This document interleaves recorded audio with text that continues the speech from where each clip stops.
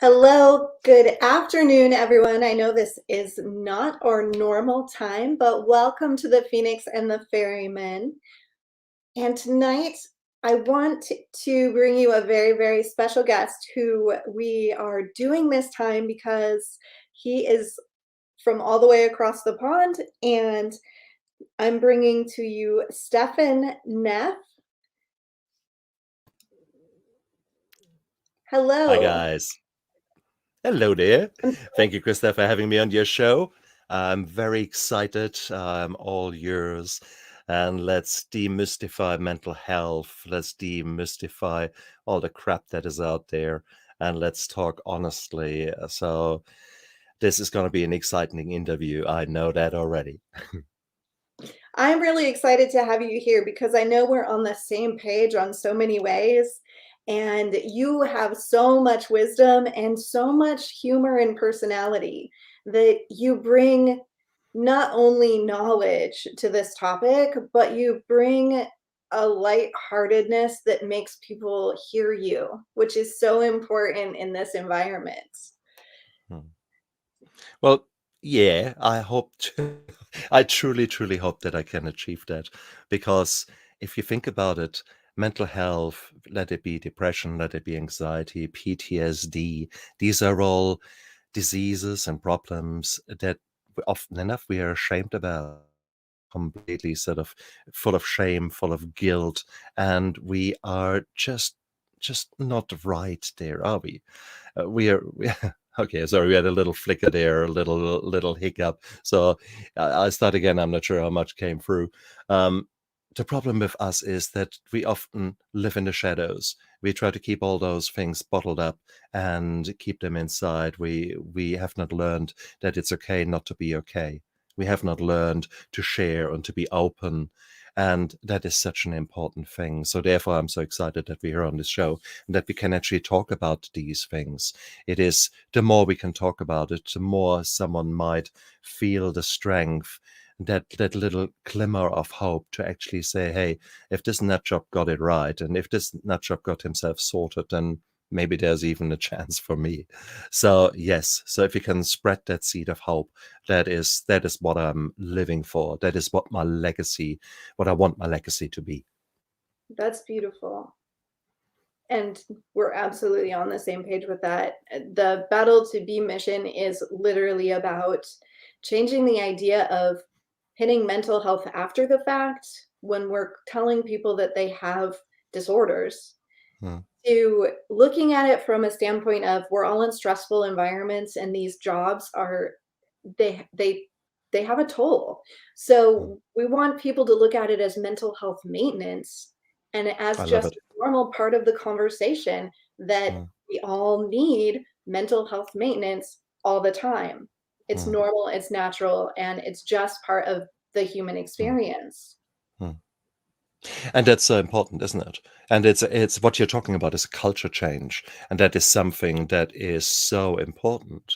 Now, is I can understand if you're on the tip of the spear in the military, or if you are a firefighter, you can't just think, "Oh, I'm feeling really bit lonely now," and really there are times when you cannot look after your own mental health, when you need to shoot first, then answer questions, and sometimes that's literal. Um, the reality, though, is these are often environments where we then extrapolate these kind of macho behaviors, often to a kind of toxic masculinity or toxic femininity. I don't know what the right word there is. You know what I mean. So sometimes we pretend that we have got ovaries the size of New York, and the girls are often worse than the boys. And it is just bullshit. It is absolute bullshit. And we know that. We know that from so many examples throughout history where actually um, where the power of talking about something has been so healing and so tremendous. An example is the British experience in the Falkland Wars. You're talking 80s, you're talking basically a battle that was, or a war that was fought on the other side of the world for the UK. So many of the soldiers came there via ship. They fought hard and brutal engagements there. And a lot of things went not so well. A lot of deaths did occur, a lot of trauma did occur. Now, some soldiers were put on an aeroplane and they were back home within 48 hours. Other soldiers were put on the ship and it took them many days, even weeks, to actually get back to port in the UK. On the ship, they made a wise rule that everyone could visit anyone and could spend time together and work things out, talk. And if someone wanted to lie quietly in their bunk and just think, that was okay. If they wanted to talk and do things, that was okay too. They just had a little bit of PT and a morning call, and that was about it. If you look at the incidence of PTSD of the soldiers who were returned, the amount of PTSD was significantly reduced in those people who were on the ships compared with those people who were actually flown back. So that was something that every leader in a military should take, should listen to, and should think, huh. And it not just military. This is an example out of the military, but the same applies to every single workplace, which is hard and fast, and where sometimes emotions need to be pushed aside because you have got a job to do. And it is so important that we actually accept that this is only possible for a certain time, after which you will pay the price. And I guess that time frame is equally dependent upon your conditioning, your mental conditioning, your background. It goes back to your childhood, ultimately, your core beliefs and the trauma that has happened to you, minor, major trauma, and that has led down to laying down of beliefs that can help you and be more resilient. Or often enough, it's the other way around. It gives you some bullshit stuff that is so deeply ingrained that you don't even know about it. That then causes the emotions, which then cause our actions. And that is, oh my God, it is a hornet's nest when you start working in that. But that is where the cool shit happens. And we'll talk about the PTSD and about ways how to addressing that. But there is so much more going on. But I think to be open, to be honest, to come on a show like yours and to bare my soul, that is something I do nowadays with pride. This would have been the absolute nightmare for me, let's say 8-10 years ago, when I was in the middle of my depression, PTSD that I didn't know that I had, and I was all self-medicating with alcohol and industrial doses of vodka, basically. And I think that a lot of your listeners and viewers will say, yeah, been there too. I know, vomited on the t-shirt. Yeah, I know. So that is my mission. So that's really, let's talk about that. Let's be honest, and let's show it for what it is. It is something that can be expected. PTSD, depression, anxiety, these are all waves of chemicals. They are essentially caused for some reason in our body, and there are some reasons we can do something about, and some that we can't do something about. But we need to learn how to deal with these waves. I love that you said it that way. That's We talk often about emotions and experiences coming in waves. Everything is Hmm. waves. So that language is really familiar to me. Hmm. You also touched on the point of how important being able to talk to people after a traumatic experience is. Hmm. Hmm. And your example was completely consistent with everything we see in the academic studies now, Hmm. but yours is so much more real world than just saying, "Oh, well, when we observe people in academic environments, this is what happens." So people Yeah. relate to your story more Hmm. than, "Hey, well, we Hmm. know that you're gonna do better if you talk to people than if you don't." So Hmm. we can statistically show that this is true. People don't take Hmm. statistics to heart. They wanna know that Hmm. their buddy did better and Hmm. that there is hope and it doesn't have to be what they're experiencing now for the rest of their lives. It can change. Exactly. And the problem is that the diseases or the conditions that we are having, those times in our lives that are challenging, we we tell ourselves bullshit. We tell ourselves lies. And in fact, I am working on several books at the moment, and one of them is "Depression Lied to Me," and it's really the the the crap that we tell each other. There is no hope. It will never end. Oh my God, this is my goodness. If I now take action, if I talk to someone, they will think I'm weak. I'm not a man. I'm not a woman. Um, we are bombarded with messages in our daily life that are subconsciously programming us to be strong, to be, you have to live this happy, healthy, gorgeous lifestyle. If you're not 7 days a week in the gym and drinking an ice cold Coke or whatever fuck you have, and then there's no way that any woman will ever look at you, and vice versa. If you're not a certain shape as a woman and wear the right outfit, and then no man will ever look at you. There's all that shit that you think nowadays, my God, we should know better. No, we don't, because we are talking reptilian brain level. You're talking, ooh, I want a piece of that. And if something gives you an advantage, like a ice cold beverage, then you think, yeah, that's cool. Same with the alcohol, same with the smoking in the past. It is. I come from a time, I was born 66, and I grew up in Germany. Alcohol was ubiquitous. You had it everywhere. It was absolutely normal. All my stars, the stars that influenced my parents, as well as sort of influenced us, the Dean Martin, the my parents loved the Rat Pack, so Sammy Davis Jr., all these kind of things. There was always a drink in their hands. They made getting drunk sexy. Although with hindsight, we know from Dean Martin, for example, that whilst he was not teetotal, but he many times the whiskey that he had was actually tea. So he crafted that kind of cliche, that kind of thing there. It fitted the times. But that is how I grew up. I mean, when I was a teenager, it was sort of the anti-heroes came in. Mel Gibson, Lethal Weapon. Okay, when he wakes up in the morning, coughs his lung out, he just stands naked there, have a beer in his hand, a cigarette in his mouth, and taking a piss. Well, that was my hero, okay? Bruce Willis being drunk out and out cop who is waking up in his car. Yeah, that kind of bullshit. These were my heroes. My parents were not, my fathers were not real people to look up to. They sort of did they tried their best, but it's certainly in my eyes that these were not role models. So I looked around, and these were the role models I saw. Mel Gibson, love you to bits, or love. Sorry, let's rephrase that, Mel. I love the stories that you portrayed. Okay, um, so yeah, it is. I had all that crap as baggage behind me. That is how a man behaves. That is how someone behaves.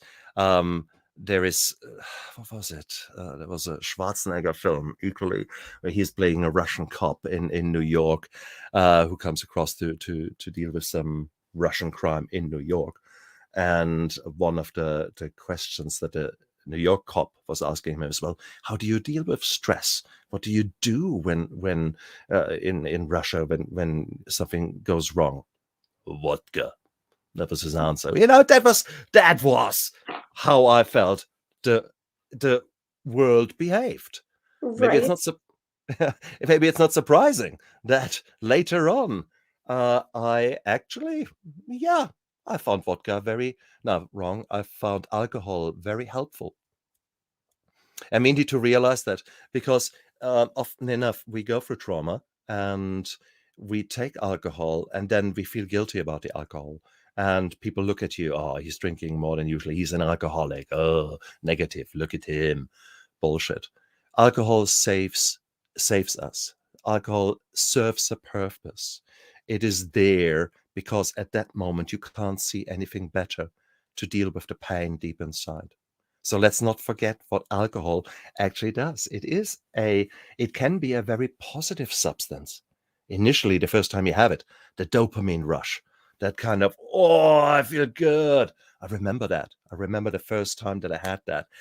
Oh boy, I was high like a kite from a beer. It was in my university days. That was the first time I really experienced it. And that was okay.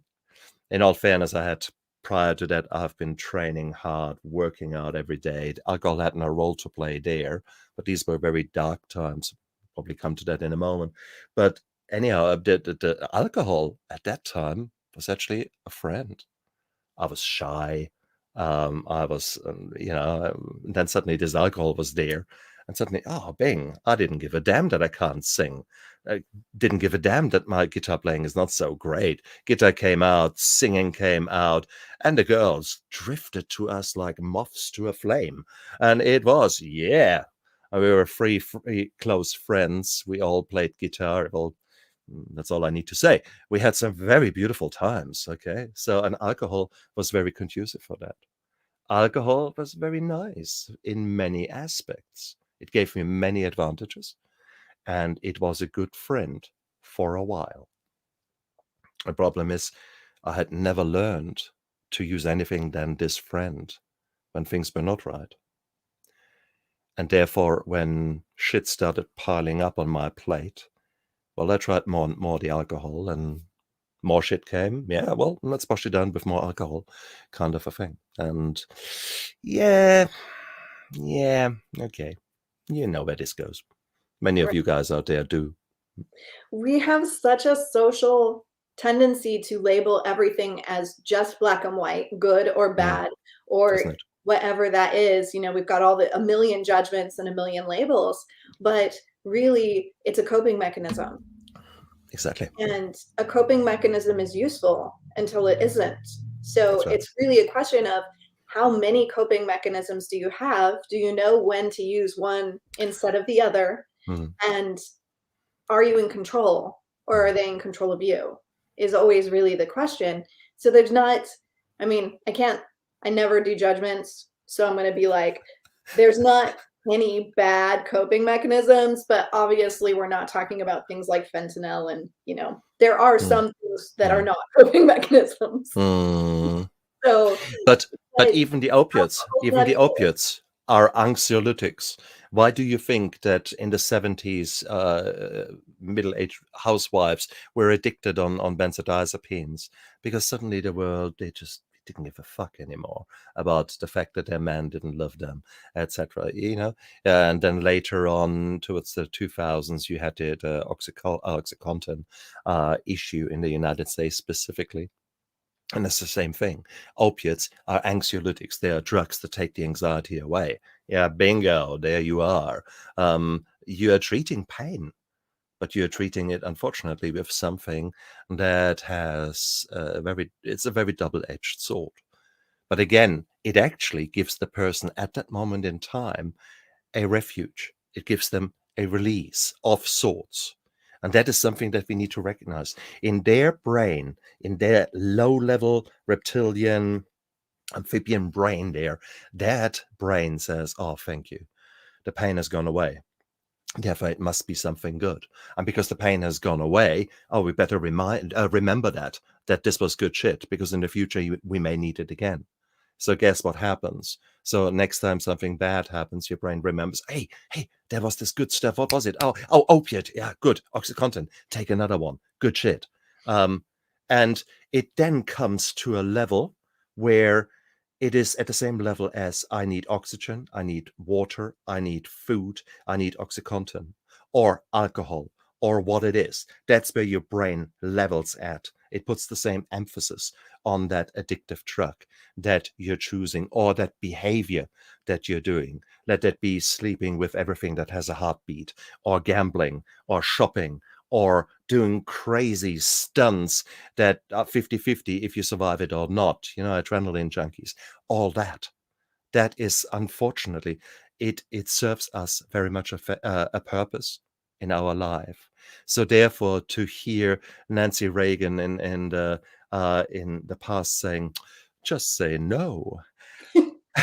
Yeah, that's the same as if you say to a teenager, "Yeah, just don't have sex." Yeah, okay, it's all right. It's just be a celibate, and that's it. No sex for you. It's just fine. Yeah, that will go well. So it's the same bullshit. Okay, so we need to see that we do something for a certain reason. The other thing I want to say is that your emotional development unfortunately stops the moment you start taking drugs or alcohol. So therefore, there are many middle-aged people running around with an emotional level of a 15-year-old. Okay, so and that's what you just said. It depends on which kind of coping mechanisms you can actually establish. And that's the reason that nowadays we know that actually some people say the drinking age should be 25. And you think, what? And it should be 25 because it's up to the age of 25 that really your frontal lobe is somewhere gone on holiday. You're still developing everything there. And it is in that time, if you start drinking heavily or using heavily, well, that's where you stop. That's where really addiction gets laid down. It's far more difficult to get addicted if you start using after 25. So that's a really good thing to know for you out there. But many of you have grown up with either drugs or with alcohol being used at a very early age. We know from the UK statistics, if you look at the age group from 18 to 24, 10% repeatedly throughout the years are taking class A drugs. So you're not talking a little bit of marijuana, you're talking the cocaine, the heroin, all those kind of things. You're talking the 10% of this population group in the UK. Fuck. That's bad mojo being there. Because these people will probably not learn how to be constructive and how to accept a negative emotion. Most of them wouldn't know an emotion if it bites them in the ass. They respond to this emotion. They feel the anger. They have no idea what it actually is. And the next thing is the hand goes through the glass or into someone's jaw. And then we see them in the emergency department. So, but no one has ever explored those emotions. And that's certainly true because if you look at my rehab, I went 2014. I ended up in alcohol rehab in Auckland, in a beautiful rehabilitation hospital called Capri at that time. Capri is no longer around in that sense, but it was for me it was a godsend. But the worst session throughout the day was 10 o'clock. Feelings. That was the session, and you were sitting around a circle. The rules were no sunglasses, no hat, no nothing. You were not allowed to have anything in your hands, no book, no nothing. You just had to sit there. And the bugger of the leader who was focusing us and guiding us said, "Welcome." And then he shut up. And people were sitting there. You could hear a pin drop, and sometimes nothing happens. And then within a minute or two or three, someone said something. And then someone said something else. It could be that someone has eaten too many chocolate biscuits on the night before and they were pissed off about the other guy, or whatever it was. Suddenly a discussion started and emotions started coming out and feelings started coming out. And people were taught how to experience anger. What's actually happening? Why are you sad? Why are you happy? Why do you laugh? Why do you cry? It was that exploration of something that you could not numb. You couldn't escape. You can't just go on your phone and quickly play a game of something to distract yourself. No, there was no distraction. You had to deal with your feelings. You had to deal with your emotions. And that was something new for me. I dealt with either with distraction by working 16 hours a day or then with alcohol to numb myself. These were my two coping mechanisms. There was nothing else there. So therefore, then when I was in rehab and actually started, oh, well, when I was forced to explore my own psyche, oh boy, was I in for a ride. Okay, so that was the hardest thing I ever did, and the most beautiful thing I ever did, to actually open up the curtains and look into that dark hole in there, and that was amazing. It's amazing how that seeking to understand emotions, how it can be amplified by making eye contact with another individual Hmm. or by making eye contact with yourself in a mirror and just Hmm. allowing that contact that someone is there for you, someone is there with you. Hmm. It's one of the most resisted, hated, argued about, but loved exercises that I Yeah. always go through with my people, no matter what their Yeah. background is, Yeah. because learning the language of emotions, learning Yeah. to say or name or even recognize what an emotion is one of the first foundational steps to finding your way to healing. Isn't So it? I love that. I love that so much. Exactly. And we boys especially are bad about it. This our toxic masculinity is just, yeah. One of the other books I'm working on is Boys Don't Cry. Now the title is already taken by someone else. They have got a book like that, so maybe I should call it Boys Do Cry, where I bring 16 authors together, and we all write 5,000 words about our depression from a boy's point of view. Um, and it is that kind of weird stuff. We are told how to behave. We are not told how to explore. From a very early stage, we are taught to medicate. So when you fall down as a child, nowadays, well, the very first thing you get is a lolly, or so you get a sugar fix, rather than someone sitting next to you, taking you in their arms and say, I know it hurts, but it will go away. So let's just sit together and let's, it's okay to cry. No, you don't need to medicate with a lolly. You don't need to get with some sweets or whatsoever. And that would be such an early start, but that is not what is happening. So therefore, from an early start, we're actually guiding our youngsters down the rabbit hole towards coping mechanisms that are actually maybe not so clever. So food for thought. Completely agree. Although I kinda knew already when I researched you, I was like, "No, we're gonna be on the same page." That So, is fine. just to kind of give people an idea, I did mention that you have your own podcast, but I didn't tell them what the name of your podcast was. So, Okay. give our My, audience just a little idea where they can get more of you. Oh, thank you very much. So, My Steps to Sobriety is the name of my podcast and of my YouTube show. My book, My Steps to Sobriety, that actually started it all when my wife 2-3 years ago said, "Hey, why don't you write those things down that you're sort of talking about?" I was mortified. What do you mean? It was okay to talk to some people face to face, open up, and I knew that this was a really nice experience. But the reality was that ultimately, it was face to face, and now to write a book that maybe 10 people see, maybe 100, 1,000, a million. God, what, all these thoughts, all this catastrophizing. Oh no, what will employer say? What will my patients say? What will my you get all those kind of, and I tentatively started writing and I couldn't stop. I just kept writing and writing and writing, and it was a beautiful journey because here I was. That was probably about 6 years after my rehab, and I had to explore a lot of things. And it is like with everything, with every trauma, with every life, it's an onion basically. You peel back one, you rip off one plaster, find some pus, deal with it, okay, and then you find another plaster that you rip off, and then you deal with that. You can't rip off all the plasters at the same time. Physically, it's impossible. You'd only have two hands, so you need to deal with one thing at a time. That's also in your recovery from trauma or from addiction or from other mental health problems. You need to deal with one fact at a time.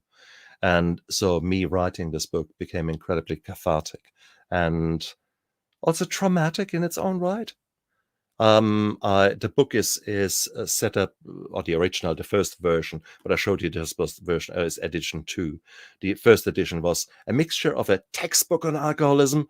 After all, I'm a bloody doctor, for Christ's sake, and my own story and some tips and tricks. And it was a mishmash, and I wasn't happy with it. And then it got revamped and edited and messed around. And 25 editions later, or drafts later, we are now here. But ultimately, what is in there is basically an approach how to deal with depression, how to deal with addiction, shall I say, um, as one part of the book. But then, how do you deal actually with challenges? Accept that there will be challenges in your life. The chance of you having a depression in your life is somewhere in the vicinity of 1 in 3, 1 in 4. The chance that you will have PTSD in your life, around about 6% of the population will have PTSD diagnosable in their lifetime, and certain subgroups, of course, much more, and so on. So I'm talking a lot about these challenges and give the reader some ways out, some ways to think about it, what actually is depression, and then maybe some action plans, what you can do, what I would do if I was in your shoes, or if that flood of chemicals is coming over me again. What will I do now? That is in my book. As part of the chapter, I also wrote about depression, and I wrote about postnatal depression. So there I was, writing postnatal depression, gave it to my wife to read, who had suffered from it. Oh boy, oh boy, did we have some discussions. Because what I remembered and what I recalled was very different to how she saw it when she was on the receiving end. And we had some fine rows, despite the fact that it's virtually impossible nowadays to row with my wife, because we both have gone through so much development, so much therapy, so much. We are so much more open to talking and connecting. And if someone tries to get angry, then we say, well, you okay?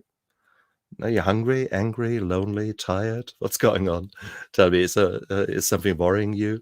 And then very quickly you realize, okay, something else is going on. And but that she was responding to you was just because she felt safe enough to shout at you, whilst she couldn't deal otherwise with the situation that she's facing. So something like that. But nevertheless, we had some interesting times, because there's always his story, her story, and the truth.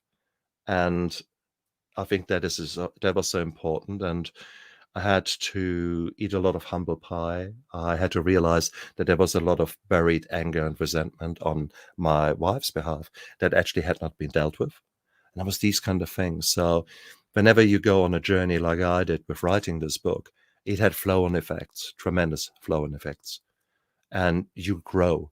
You have to grow, because there's new trauma waiting for you in the process of that. Or there's old trauma being uncovered. It is what it is. You have to deal with it. You might be in Europe and you want to do a nice new development. Let's say you want to renovate your house and you excavate for a garage on the side, and there's suddenly a 500-kilogram bomb there that is left over from the Second World War. You might like it or you might hate it. The bomb doesn't give a fuck. Okay, so you better deal with that bomb and get the right experts in. So you wouldn't probably go to the garage, take some spanner and say, oh, let's see what I can do. Yet here we are with our minds somehow thinking, oh, I'll give it a shot. I'll try. Oh, bullshit. You want to get a bomb disposal team in there.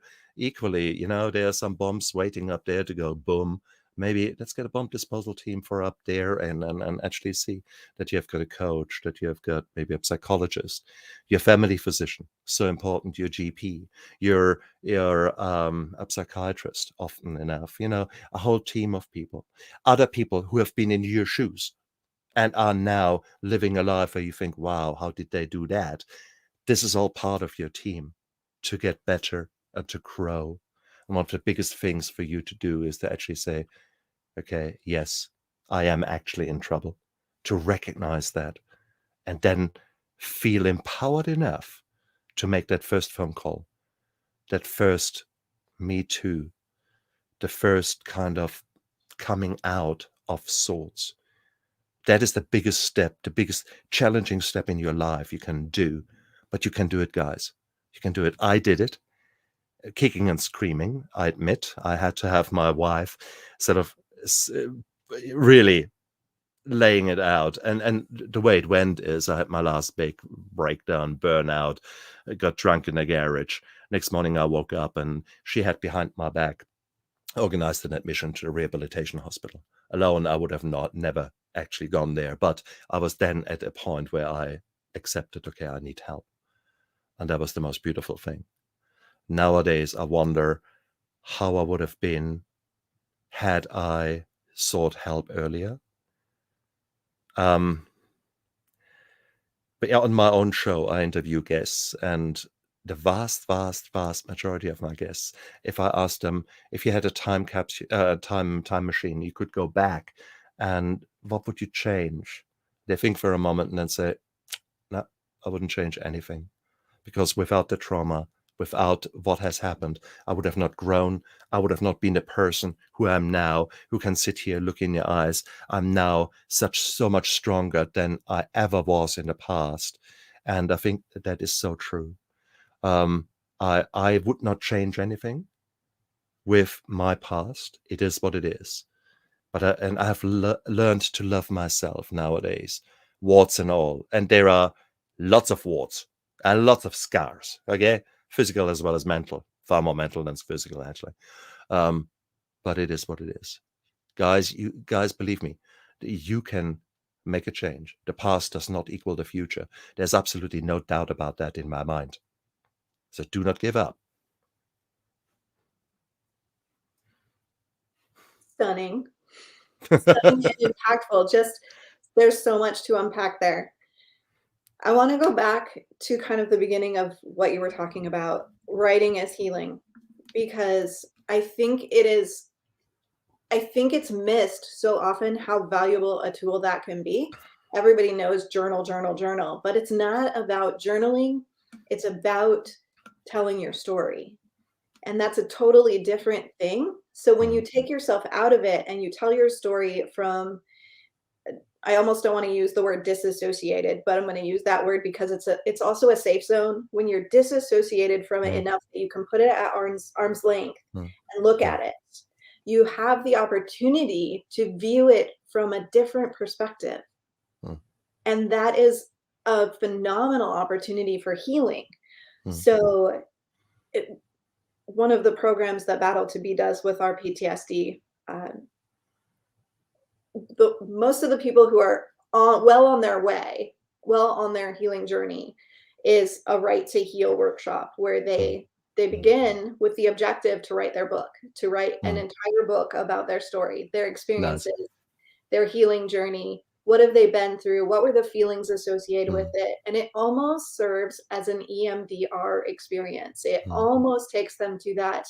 The emotions are here, the experience is here, and I can separate the two now. I can look at the two as individual things. And after the fact, it allows you to put them in your memory the way that they're supposed to. So there's really cool science behind writing as therapy.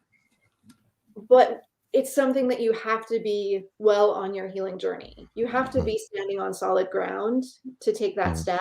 But when you are ready and when you are able, it's unbelievable the layers that can open up and can have that final polish. Some of it is literally just that final little bit of, wait, I am okay with this now. I am okay with me now. I accept who I am now. It's just such a beautiful process. And it was really inspiring to hear the way that you express the journey, especially trying to tell someone else's story and then connecting with Also, her. absolutely. And there are other aspects to that as well as to actually dealing with or being on your journey. And often it is so important to listen to someone, what he or she is saying. But often it's more important to listen to what they are not saying. And sometimes when you actually write things down, I have been in situations where I forced myself to write. So when you've got a writer's block and you don't know what you want to write about, you just you go. There's a funny word for it. It's speed writing. It's just it's a brain dump, bleh, Brains just go there, brain. bleh. Yeah, exactly, vomit, bleh. And that's exactly what you do. And I had experiences where my fingers typed away at speed, and I thought, what the hell am I typing there? It was like as if a ghost were putting letters in front of me, and I thought, where is that coming from? And it was deep down there in my subconscious. Shit came out onto paper, and I've got fucking goosebumps. Because this is how the brain works. Fuck. This is how the brain works. And these are not ghosts. This is the power of your brain. Because the brain wants to heal. It wants to come out. It wants to tell you all these stories. It doesn't want to give you the pain, but it wants to say, hey, this is still something that you need to deal with. And that is what I experienced there. So there I stood there, had written 2 pages, typewritten on the computer, and thought, huh, okay, more work to be done. And this is cool. This is cool. So therefore, that is beautiful. Also, you might think, oh my God, I will never be able to publish that because you might have been under legal obligation to keep your mouth shut. If you were a soldier, that is often enough the case. For me as a doctor, I am not allowed by contract to say anything negative about institutions I work with or for or at. That's a bit of a pain in the ass because many institutions are not so snow white and beautiful. No, thank you very much. And unfortunately, yeah, the whistleblowing, it's there for a reason. Um, but here you are, even if you are aware that you cannot say anything, it still doesn't mean to say you can't write your book. I was I was a while ago in the UK. My computer was broken, so I walked into this this little computer shop, little nothing big, just one guy behind the desk, and I said, "Hey, computer broken, blah blah," and he said, "Yeah, yeah, I hear a bit of a twang. Where you come from?" He said, and I said, "Germany." And he said, "Ah." My father taught me a sentence, and the sentence is, "Um Himmels willen, helfen Sie mir." For God's sake, help me. And I thought, whoa, that's not a great pickup line. But that was what his father taught him. And I thought, wow, that's weird. And turns out the guy, his father had passed away about 3 months prior to me walking into that shop. And the guy was completely rattled about it because his father was a guy who seemed to be working in a shop, etc. And he passed away. Suddenly, someone from the Ministry of Defense came to him and said, "You don't need to worry about the burial. We'll take care of all of that." And he had full military honors, the Worksburger, thrown at him. And his son was saying, what, tell me more.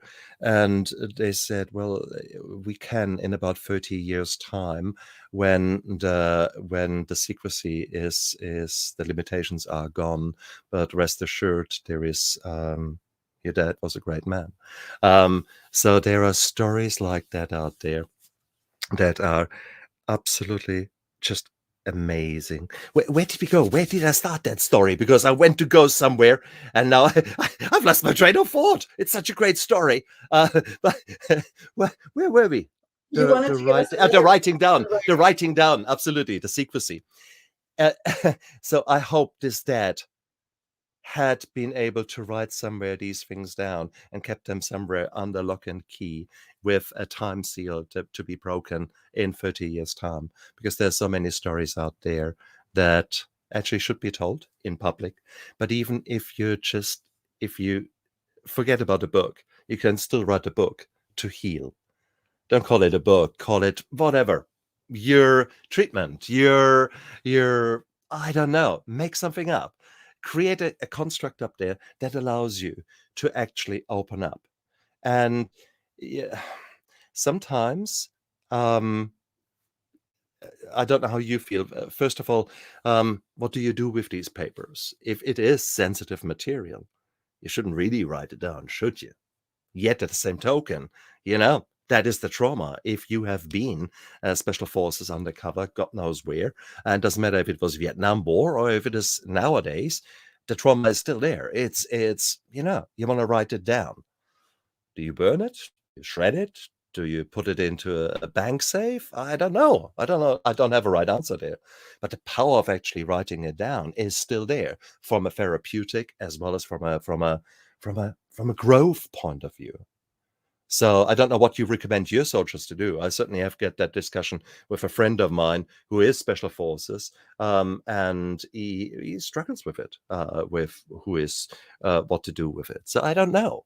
I don't have an answer there. What would you say? It's not an uncommon problem either. This is Mm, something that I've run into too, and I have just last night was having a conversation with someone who's like, "Well, I'll be able to talk about it." Well, my oldest one goes out in 30 years, but I just signed another one recently, so it's like, yeah. and it's literally a stumbling block for therapy because they're afraid that Mm, they don't know what they can and can't say, but they feel like they can't say anything. exactly. So you're like, "Oh, I can't deal with my PTSD until I can actually talk about stuff." So Yeah. then you get to talk about how cool the unconscious mind is and some Yeah. of those other modalities besides just talk therapy that Yeah. you can work with your PTSD even if you're not talking about the exact specific incident that you're talking about.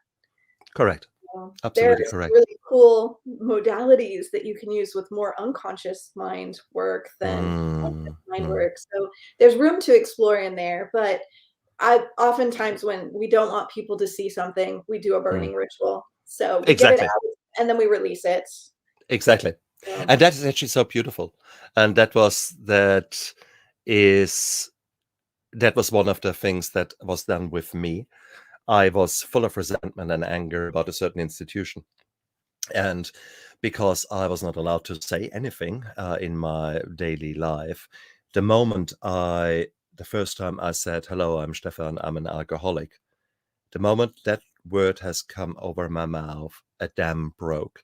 And you couldn't stop me talking because I also realized it was safe to me now to talk about those things that had been traumatic in my life. And I was singing like a canary. And my caseworker there, she asked me, "Come on, I want you to write everything down about that institution, everything about the trauma, everything that you think that's really important. Go into detail, just do it, man." And I went to town. I wrote and wrote and wrote until my fingers cramped that night. And next day I came with many pages sort of there. "Yeah, come on, let's talk. I tell you, come on. Oh, what these bastards did to me." And she said she took it and folded it in half and I put it to the side. And she said, "Okay, that's cool. Thank you so much, Stefan. Now let's talk a bit about you." And I said, no, no, let's talk about you." I was pissed off with her. I was pissed off. Yet I didn't realize until days later how much that writing down in detail had actually helped me to sort of put it down, put the baby to bed.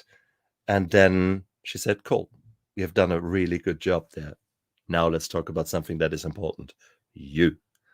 And wow, that was a powerful thing to do. So I love the burning ritual. I love that. We didn't burn it. I actually don't know what we did with the paper, but it was not no. But maybe I should have actually. I should have. So no, that is so important. So yes, please find ways to still deal with that. The other thing I want to say is PTSD is such a weird chameleon of a condition, let's call it. PTSD, whilst it has sort of prescribed clear guidelines how you diagnose it, it comes in all shapes and colors. I felt and certainly in my own life, I did not realize I had PTSD up until about 2 years, 3 years ago. When I was 13, 14, I was involved in I was in the wrong place, wrong time, and the gang had fun with me. So my front teeth are all artificial. And yeah, it was good luck that I got away with it, with a life, so to speak. My bruises hadn't healed when I started training martial arts. And that was you're talking 70s, 80s now. So I didn't have anything of mental support, psychological support, anything like that. No one talked about it. On the contrary, I started to do martial arts. And I started to train. And from this pudgy young teenager, I turned into quite a good fighting machine. Trained 4 hours a day, pretty much 7 days a week. And I lived this very dark, focused life. I was just a fighter. That was me. End of the story. And I had good reason to, because I took part in the trial for the gang leader, and he went behind bars for 3 years because of my injuries, as well as a rape that happened to around about the same time. And he looked me in the eyes, I'll kill you when I come out. I had good reason to believe that this is actually true. So that was my story. So I became a fighter. I was ready at any one time to defend myself. And that was a positive thing in my mind. I was completely aware of everything. I mean, everything at any second in the day. Good old hypervigilance. I didn't have, well, I had flashbacks, certainly, towards that. But later on, those flashbacks changed.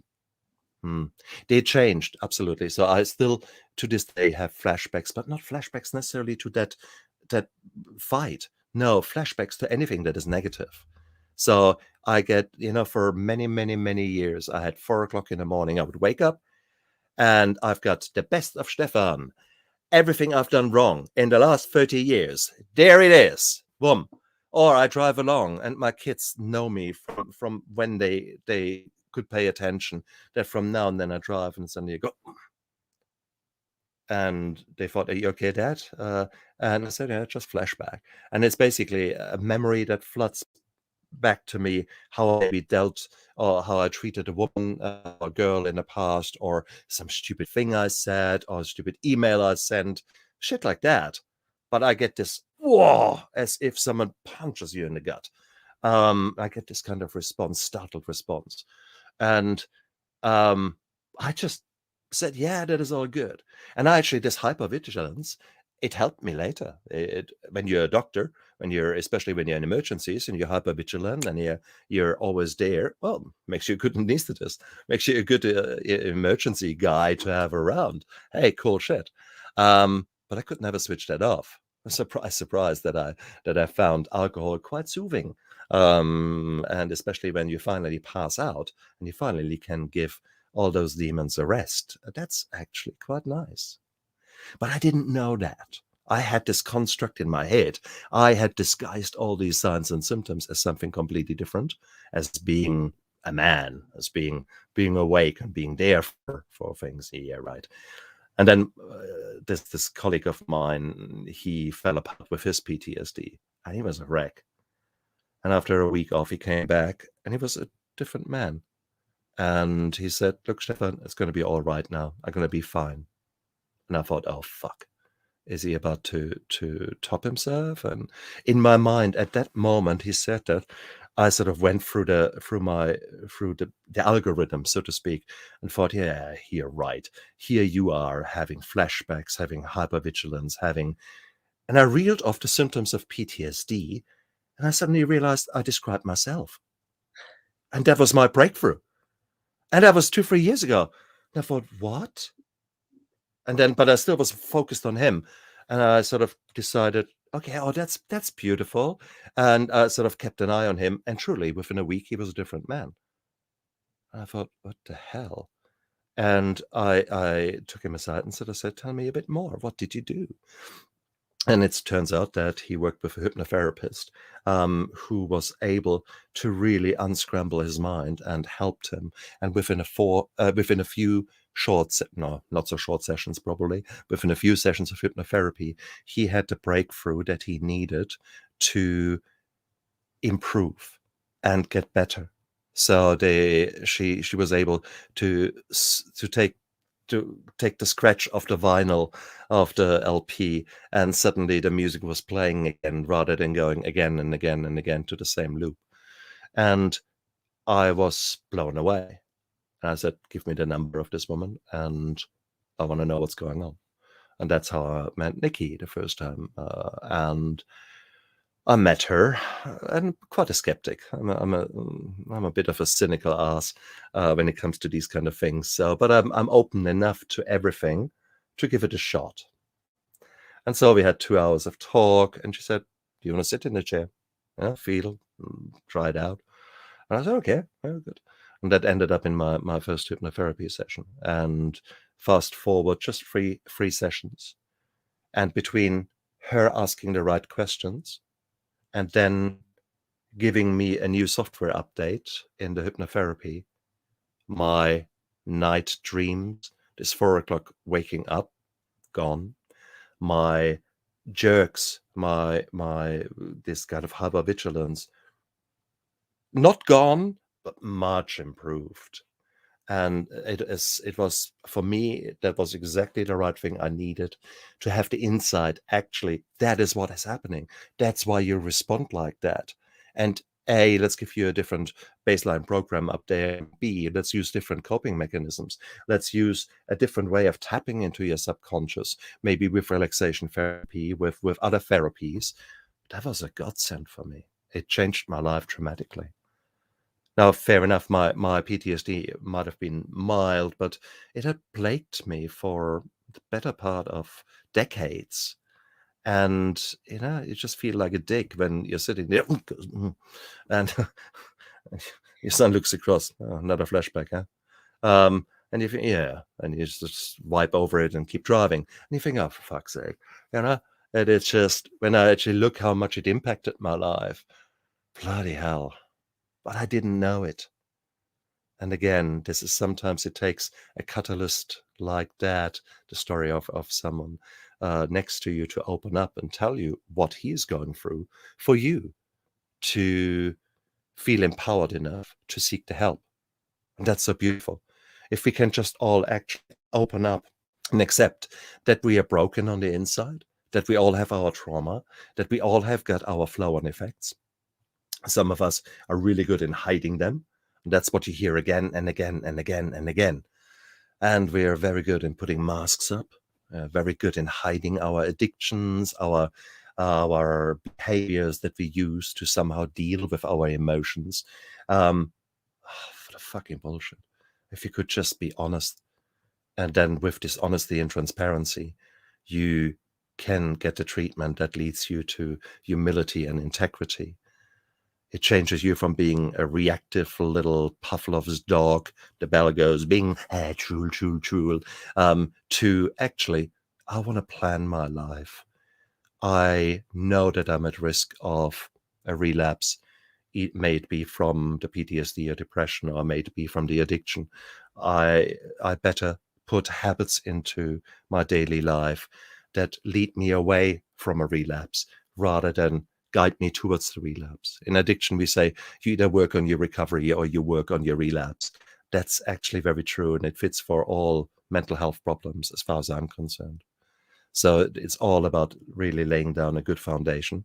And that's what you do. You lead your brothers and sisters in away from where they are, and allow them to dissociate the emotions from the what has happened in the past. But you then also teach them new ways of dealing with it. Yeah, okay, you've been drinking the whole liquor store every weekend. Yeah, have you tried something else? Kind of a thing. And most of them have not. Most of them are living in their bloody cave of a bedroom, and basically keep the curtains down. They don't want to know what else is out there. And that's where we need to show, yeah, I've been in that cave. I literally was in that cave. My garage was my cave.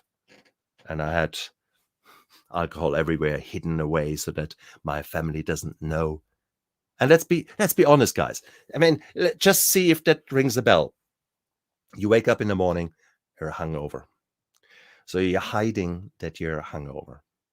Then you sort of get through the day, and then you're hiding that you're buying the alcohol. Then you're hiding that you're drinking the alcohol. Then you're hiding that you're drunk.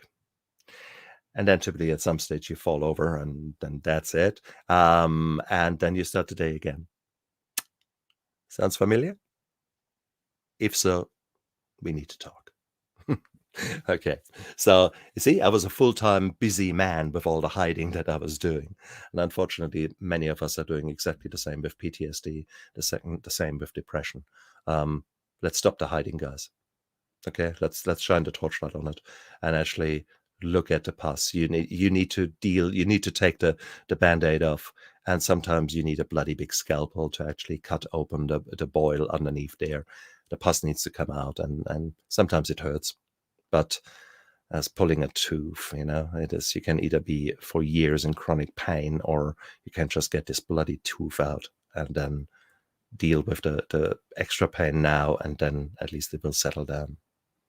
At least it can heal. I love that you brought up hypnosis.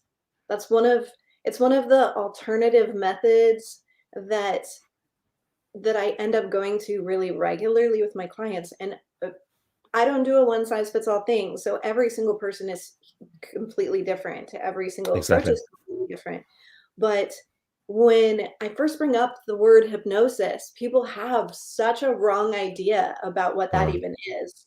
And then everybody thinks, well, I'm supposed to go to a psychotherapist. I'm supposed to do cognitive behavior therapy.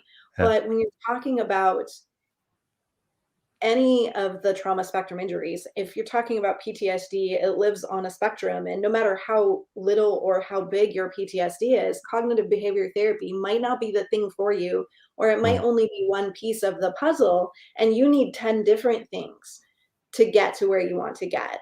So just because you've had one therapist in the past and you're like, I did that thing and it didn't work for me, you've got exactly. to look further. There's Mm, so many mm, yeah. amazing options. Yeah. There's Yeah. somatic, there's Mm, body-based stuff, there's nervous mm, system-based stuff, mm, there's movement-based stuff, and then there's all mm. of this various different versions of hypnosis. So there's a ton of options, and something Absolutely.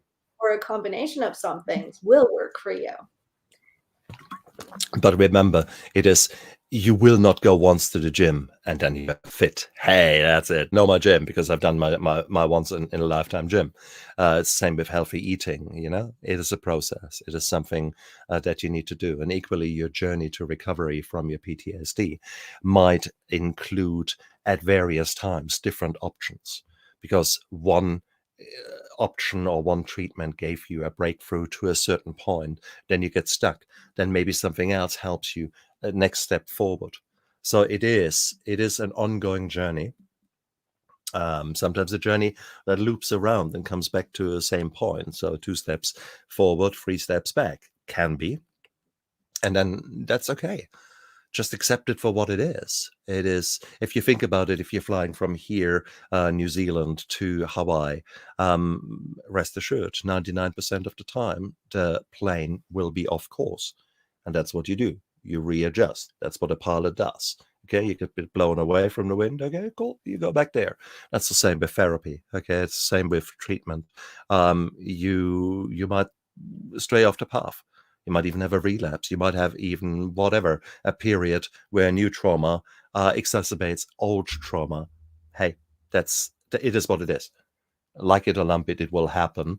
It's a matter of how do you deal with it? How will you actually accept it? And nowadays, I mean, I had, towards the end of last year, I had quite a lot of anxiety because I had completely burned out. On purpose, and accepted what it was with COVID. As a private anesthetist, I wasn't sure if the next day I would still be at work, or if I'm now in a lockdown for 6 months where no money comes in. Because if I'm not there, there's no money coming. So therefore, there was quite a lot of fear. There was a lot of anxiety there, and I worked around the clock again, but this time without the alcohol. But my life really condensed into work, come home, crash, work, come home, crash. That's it. Um, and towards the end of the year, there were a lot of anxiety attacks that I had. And I recognized them for what they were. My body was saying, what the fuck are you doing? And so I actually went to the toilet when that happened. I asked my anesthetic technician to look after the patient. Here's my phone. I'm just sitting on the toilet for a minute or two. And I would sit there, hyperventilate, allow this wave of emotions to run over me, and maybe look at my hands and on purpose tremble, get it out of the system, um, and accept it for what it was. Then take a few deep breaths, do some relaxation, do some mindfulness. Okay, back into there. And it was something like, you talk the whole thing happening in a period of 2-3 minutes. I was able to shorten an anxiety attack into that by accepting it as a message from my body and from my mind to say, you idiot, what the hell are you doing? And towards, hey, yes, I know, but right now I need to do that. And yes, I know this is the 14th cup of coffee. I know.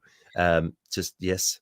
And I'm not kidding. I mean, I've only just started. I had just detoxed last week from my coffee habit, which was typically 14 to 16 cups in nicely there, easy to drink. This is now, I get 3 cups a day. That's my 3 cups. It's like bloody wash water.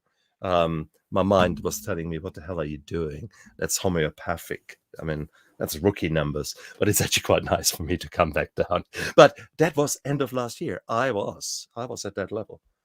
Pure survival, absolute pure survival.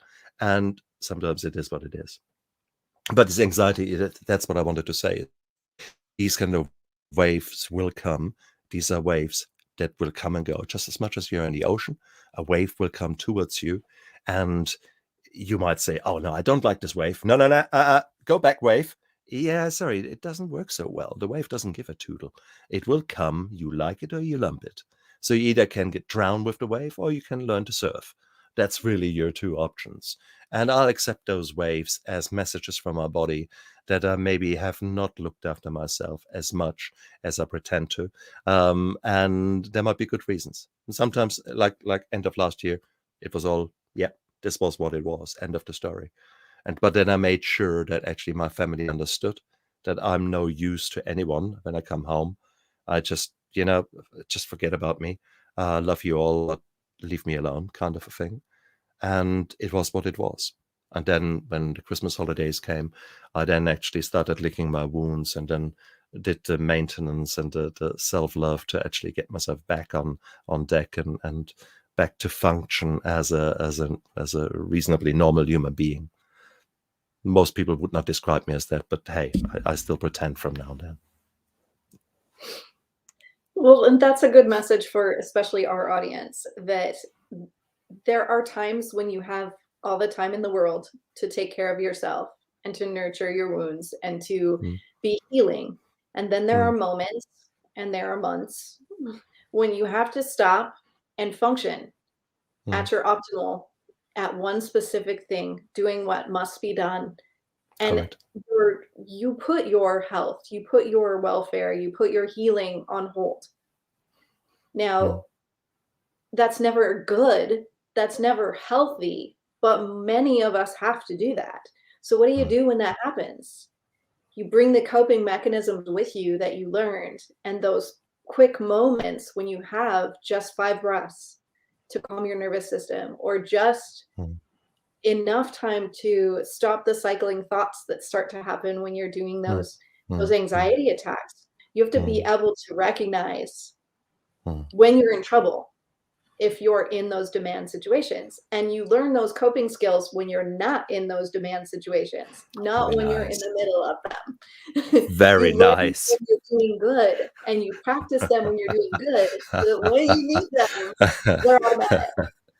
100% on the money. Spot on. But then again, also, you can make those hard times a learning experience for the people around you. Because you can show them, in the sense of my family, I showed them that I was not relapsing back into alcohol or maybe a new addiction of sorts. In my workplace, I had worked hard over the years to gain trust and to establish a working environment in theater, in the group that is immediately around me. I created this bubble of trust. And it is beautiful because towards the end of last year, I wasn't the only one who was knee-deep in trouble. All of my nurses were basically too. And it was not uncommon that a nurse was quietly coming to me and said, hey, look, I had a huge row with my husband. And look, today I won't be on my best behavior and I won't be on point. And my typical response was to give them a huge hug and say, hey, look, it's okay. It's absolutely okay. And it was so humbling and so beautiful for me to see that, because I had fostered that kind of openness, of honesty. And the end result is that as a team, we worked so much better. At times, my nurses did not have the insight. I mean, I say my nurses, I mean, we are talking in a theater environment. You have got one surgeon, one anesthetist, anesthetic tech, and then 3 to 4 to 5 nurses, depending on what theater you're talking about. So therefore, you're talking about more girls typically than the boys running around. So what I was trying to say, sometimes our nurses, or some nurses, did not have the insight. And they were still not just in stress, but actually in distress. And I remember one nurse ripped my head off with something, and all theater so stopped, looked across at her, and I just thought, okay. I didn't take it whatsoever on face value. I just said, okay, girl, you're in trouble, aren't you? And I just let her rant at me. And about a minute later, her adrenaline had calmed down, and she realized what had happened. And it was so beautiful. And we all had a really good laugh about it. And the whole thing was de-escalated, and it was just beautiful. But you need to create this openness and that willingness to accept that people cannot always be on 100%. And that there will be times when you're an asshole, and like it or lump it, you will be grumpy, and you will be a grumpy old man. And luckily, it's few and far between nowadays, but it still happens. It's still, but the more we can talk about it, the less likely it has flow-on effects. The less likely it is that someone takes offense to that. And that's the beautiful thing. So let's be open. Let's come out with our act that we are human beings, regardless if we're a strong soldier and the best firefighter, the most top paramedic. It does not matter. It does not matter what role you play. Yes, there are times to be kick ass, and there are times to just sit quiet on the side and actually cry. And both of that is necessary. You need to be able to do both to function. You cannot be always the top asshole. No, it doesn't work like that. It doesn't work. Okay, you can't always be on the best. So there is a level where we all are neutral. And we somehow think that we always need to be the best, always stretch up there. We need to be happy, strong, in our best, whatever category you put yourself. But there's a rubber band attached to you. So yeah, going up there, going up. Then you come back down. And then you get upset. Shit, my God, I'm not young, beautiful, happy, and whatever crap you're telling yourself. You can't be there all the time. So you come back down. That's normal. That's where sort of meditation brings you. That's where your serenity comes in. That's normal. And sometimes you also get pulled down. You're really in the dumps. You're really down. And equally, your body doesn't really want to stay there, and you really shouldn't stay there. But circumstances will give you there. Rest assured, the rubber band will get you back up there, and you learn maybe techniques in the future that might speed up the rubber band pulling you back up, or you actually find ways of pulling yourself literally up the band and say, now, okay, good, I had my pity party, but now I go now for a walk. I go actually out into the sunshine. I will actually do some physical exercise now. And I know that's the last thing I want to do, but I actually force myself. And chances are you will struggle to keep that low mood. To take power poses, as stupid as it sounds, Tony Robbins is a very strong proponent of that. Stand there, say yes, yes, and try to do that. Really, honestly, try to do that acting power pose. It's really hard to stay depressed when you do that. So you change your physical state, and suddenly your mental state follows.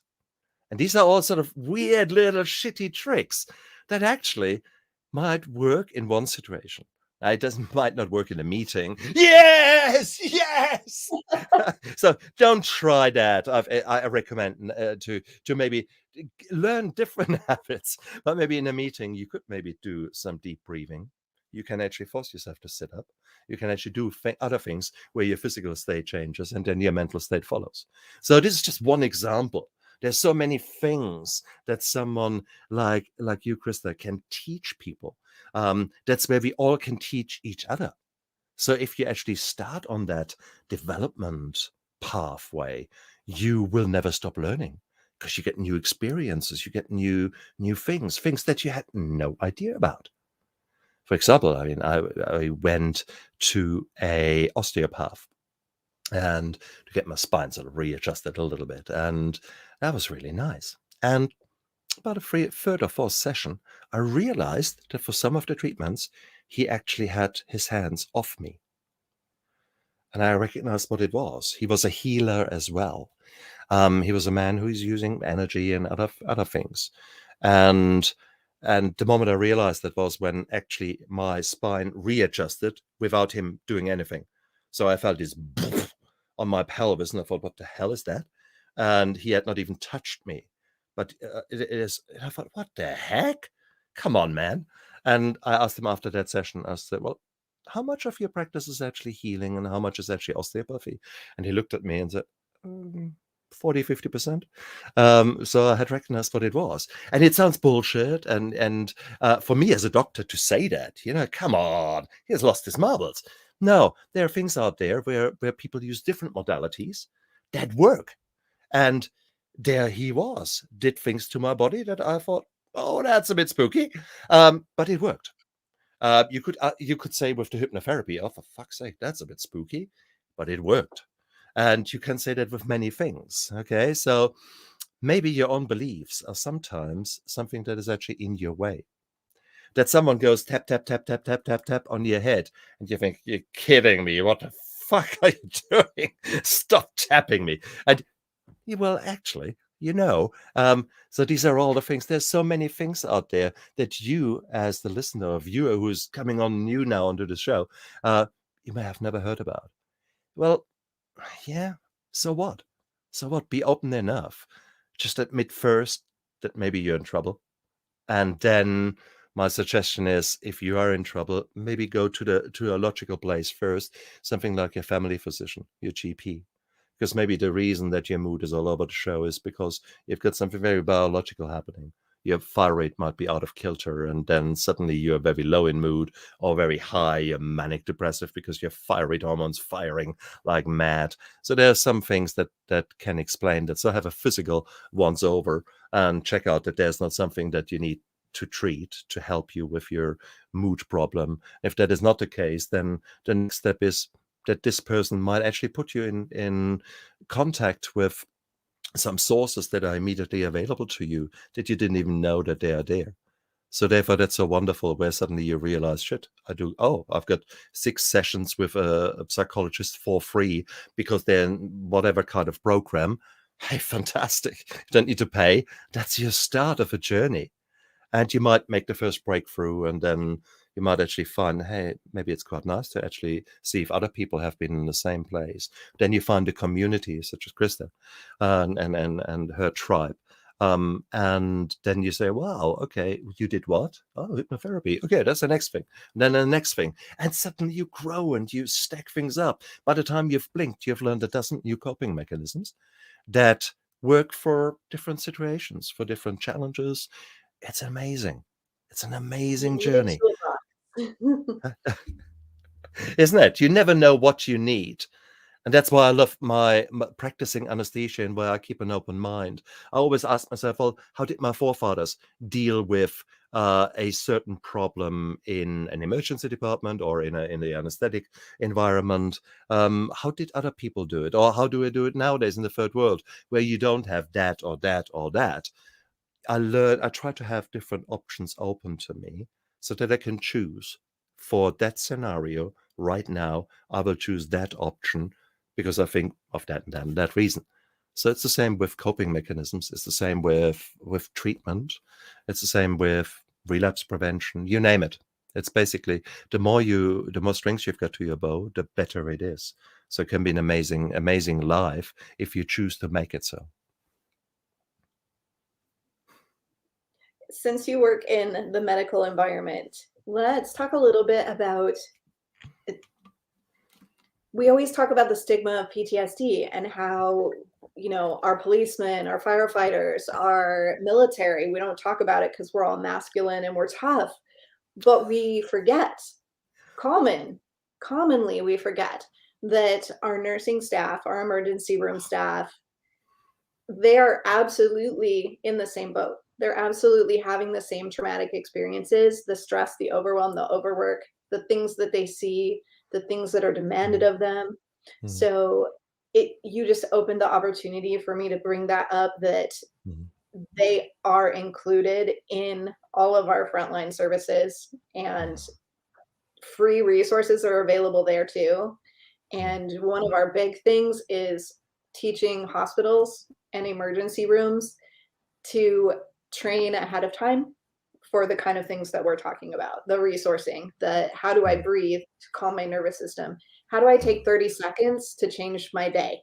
How do I mm, stop this? I'm overwhelmed, I'm overwhelmed, I'm overwhelmed. And if you keep telling mm. yourself that, you're sure as hell going to be overwhelmed. But if you say, "I'm do one thing at a time," and you Correct. do it, get it over with, it's a little different. So, I mean, just small That- resourcing tools ahead of time. oh, please. You're so right there. It's so beautiful to hear that. And the statistics speak for themselves. If you look, there was a recent study looking at emergency department nurses, how often they were abused in the last month. And in that particular study, it was 95% of nurses had been abused, physically, emotionally, a few of them even sexually. But more physical assault, kind of those kind of things, were the common being screamed at the top of their voice, those kind of things. So nurses are going through some brutal times, and I absolutely feel for them.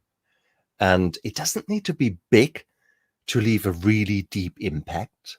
I remember one day walking onto our intensive care unit, and I was responsible for it on that day. So I walked in, and you could cut the air with a knife. You felt, oh my God, one nurse had just been crying, and something odd was going on. And I thought immediately, hey, what's going on? Um, and it turns out that a patient had been allocated a Indian nurse who was a superb nurse, loved the woman, and this patient was indigenous, a Maori person, and the patient was essentially dying. A young woman dying of diabetes and those kind of things, asthma, and rotting away basically. And she had taken one look at the brown nurse, the Indian nurse. I don't want to be treated by such a nurse. And it's interesting, the Indian nurse actually kept it together. Uh, Unfortunately, it's not the first time that she was racially abused. But actually, the other nurses were quite upset. There was quite a trauma there from such a person. From a person you would have expected more humility and more gratefulness and maybe integrity, whatever you want to say. Um, and it was brutal. And the only reason that I didn't, well, I said some words to this patient, and but I was very much restrained because I knew this woman was dying. This was not a fight I wanted to do. But there were other times when I took patients aside and basically laid into them in no uncertain terms. But it's these kind of little insults that can actually be huge trauma. So you don't need to see your best buddy being blown up by a mine to get PTSD. You can have small insults such as that can weigh very heavily on someone. There was this prank a while ago. Two Australian DJs had called um, an English ward and pretended to be the queen or something like that, and they basically fooled a nurse there. and it was all a prank. And ultimately, the nurse the next day took her life. And it is these kind of things.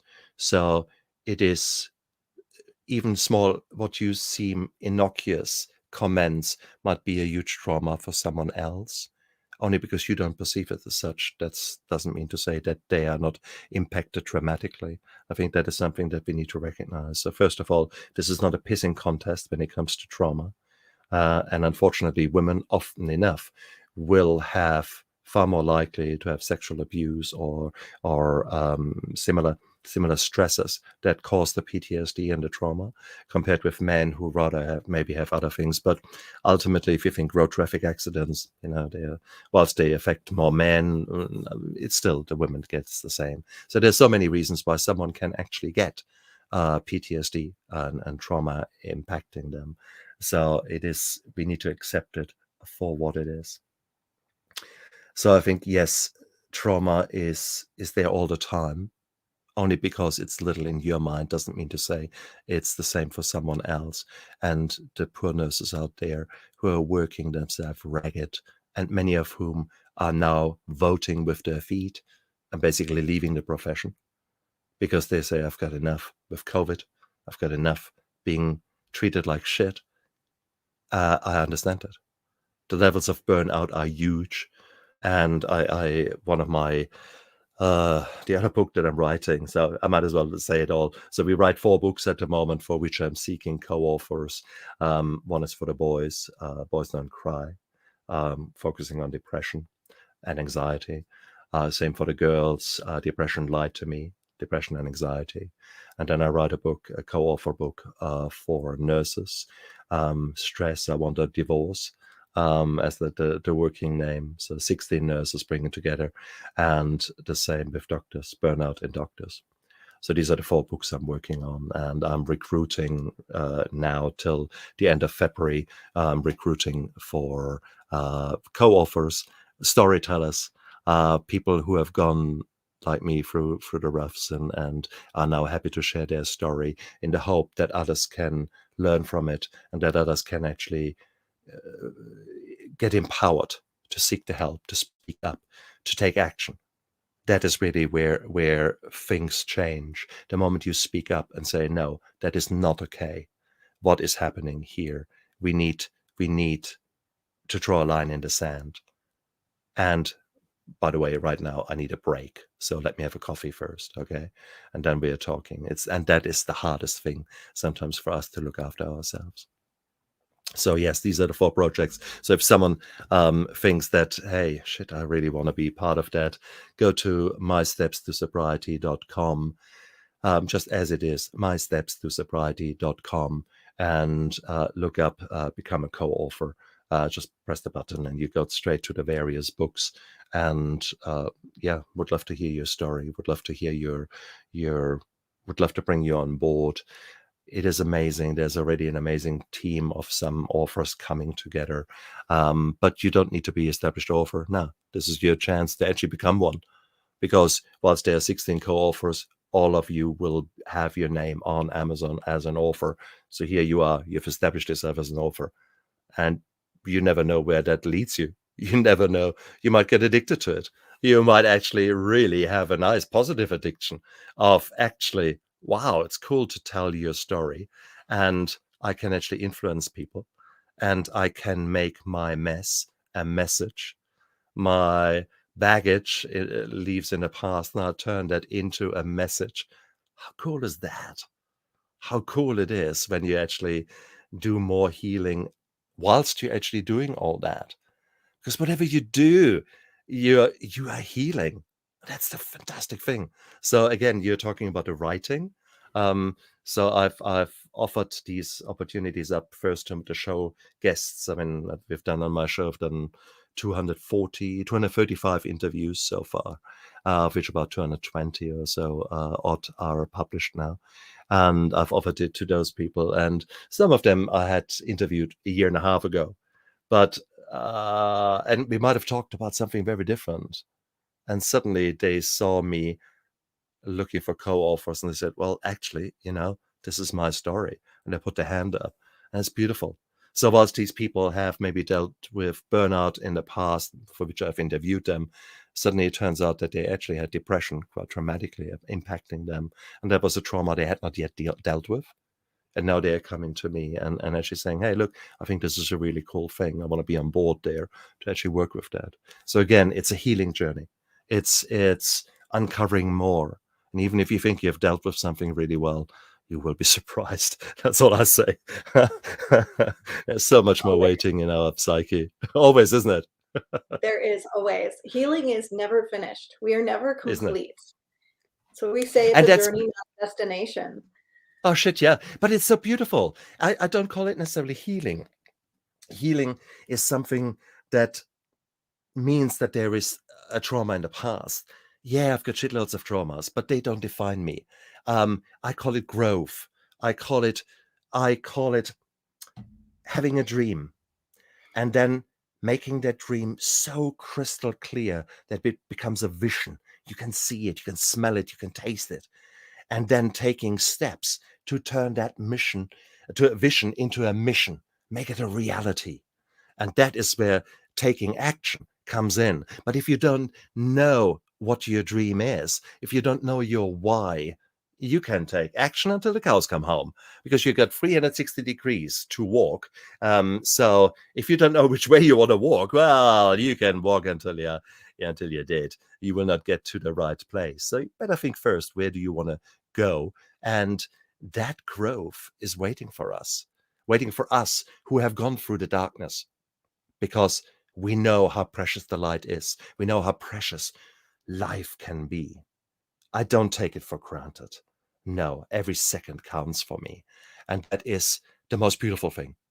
This power to grow. This, I get to make decisions. Right now, I get to choose to get really excited by sharing my story with you. I enjoy every drop of adrenaline that is flashing through my veins. Later on, I'm going to be exhausted, but I will enjoy sitting with my wife. I take her out for lunch, and I will say, "Wow, shit, that was a cool discussion there." But I'm emotionally drained.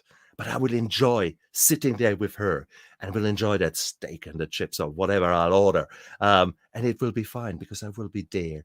I will be there in that moment. I choose to be there in that moment. And there might be later on a moment where I just do some games on my phone or watching some mindless dribble on television. That's fine. But I will do that with purpose. I will give my body a rest. These are all decisions I get to make because I have gone through the darkness. And you guys have got the same, I don't know how many seconds are in a day. I keep forgetting the figure, but all these seconds are there. Take for granted you have to sleep at some stage. But even on the toilet, you can think, what do I want to do? Yeah, okay, what do I want to do? Maybe read the news headlines. Cool. You need to stay in touch with the world. Fair call. Or you might just, whilst you're having a shower, yes, you can just dream of your next project, dream of, I don't know. But be careful, because that can become addictive. For a while I struggled as a doctor, because every time I went under the shower I had actually a new idea for a publication and for work to be done, and it was just, oh god. And they were all good ideas, so you can actually get conditioned for your brain to come up with really good ideas. So I did that, maybe mistakenly, in the wrong direction. Great, I want to publish. I want to be a professor of whatever. And nowadays I'm different. I choose a different direction, but still the same happens. I think, hey, I just read an article. Maybe I should get in touch with that person and get him on my show. And typically there's no holding me back. But I've adjusted my direction. I know where I want to go, and I allow myself to take steps every day. Sometimes tiny, tiny, tiny, tiny, wincy steps, and sometimes there are no jumping boards that could be stronger than the steps that I take. Every day is different, and but you guys have that choice to live with passion, live with integrity, live with open eyes, and you have got a right to do so. You deserve to do so.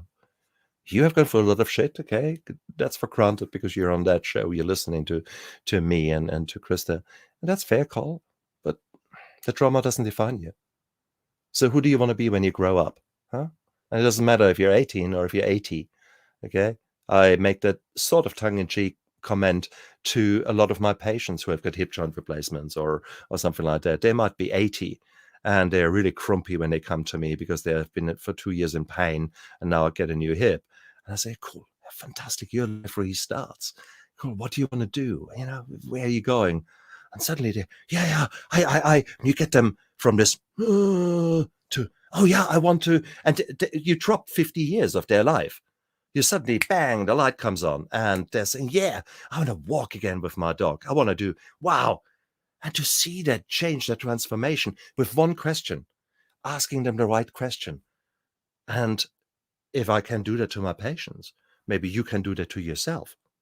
What was to happen if you start asking the right questions? Not why me? Why did it happen to me? Guess what? Guess what?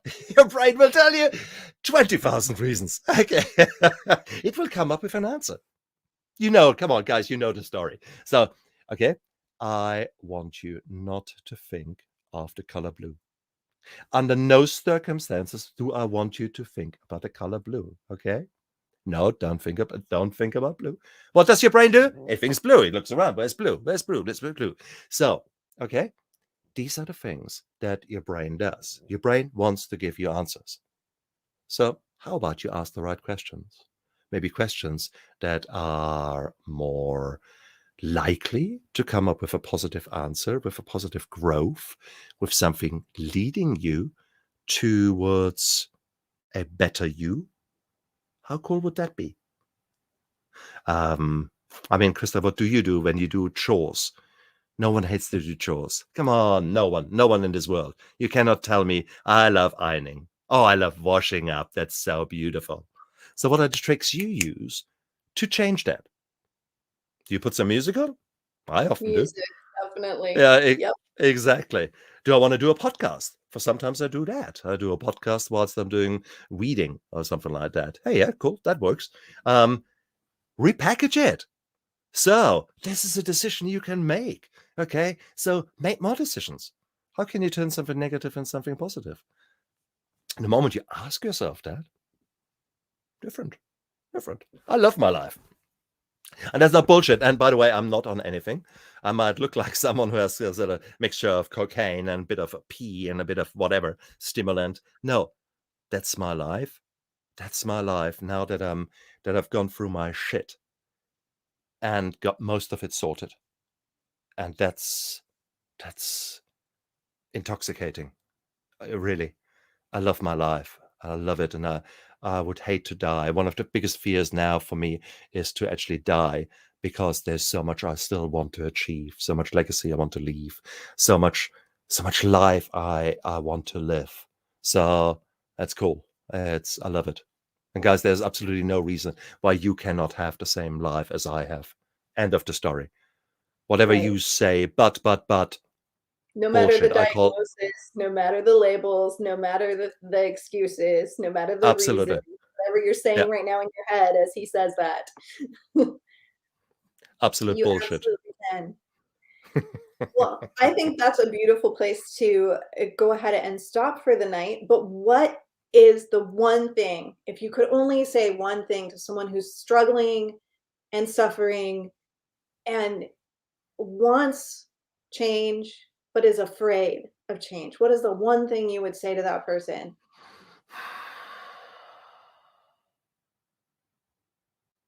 Normally, my standard answer to that would be the past does not equal the future.